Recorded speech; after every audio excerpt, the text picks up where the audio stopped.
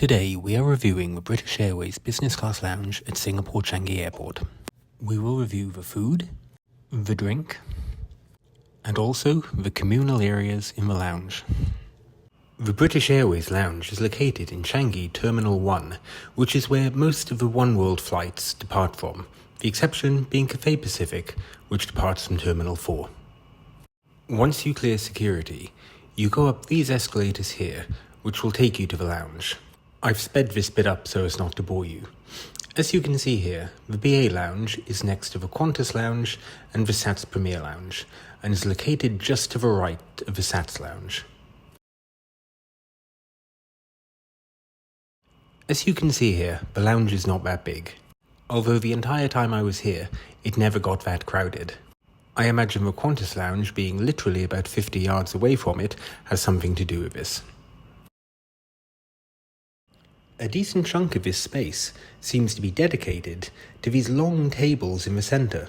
Not once did I ever see anyone sitting here, so I'm not sure why they were placed there.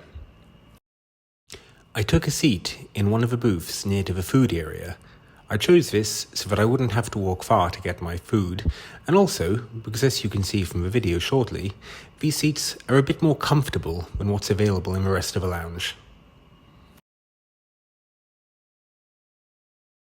The food on offer was not bad, although compared to a lot of lounges at Changi, it kind of fell short. As you can see here, there is a selection of cheese, a number of desserts, some fruit, some sandwiches, and a sort of make-your-own salad component. Behind this, there was hot food, comprised of some spring rolls, some fried wontons. I'll be honest, I'm not sure what that is. I think that was kung pao chicken and some fried rice.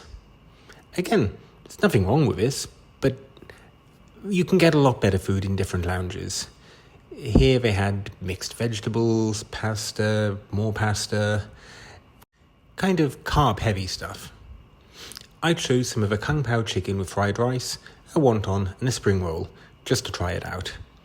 I also had a Diet Coke and an espresso, because I had a very late flight and I wanted to stay awake. And I also chose a small selection of cheese and desserts. I was going to be eating on the plane, so I didn't want to get too full here. Oh, they also had a garlic bread. This was actually pretty good. Not as good as the garlic bread served by Singapore Airlines, but not half bad. There was a fairly huge selection of self-serve spirits, and this wasn't bad stuff either. They had single malt whiskey and some decent gin.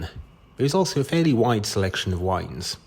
As you can see here, the spirits were mirrored on both sides, so there was no shortage for you to choose from.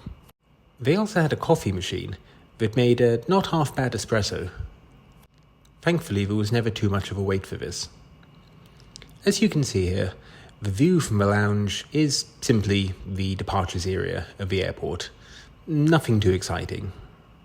It would have been nice if there was a view of a tarmac, but that's pretty rare at Singapore Airport.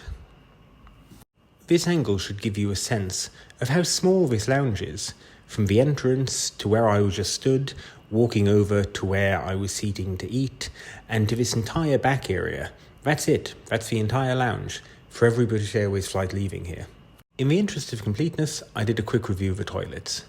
The toilets have Elemis toiletries. They smelled fairly decent, and the toilet was a good size. Nothing really to complain about here. All in all, this wasn't a bad lounge by any stretch of the imagination. The food was tasty, there was a wide selection of drinks available, and there was no shortage of seating. Certainly, if you're comparing it to any of the lounges you can enter using a Priority Pass card, it's miles better. There's no doubt about that. However, as you'll see from my other review videos, it's probably the weakest One World lounge in Changi Airport. Worth a visit, but don't come early. If you enjoyed this video, please consider subscribing. It really helps the channel.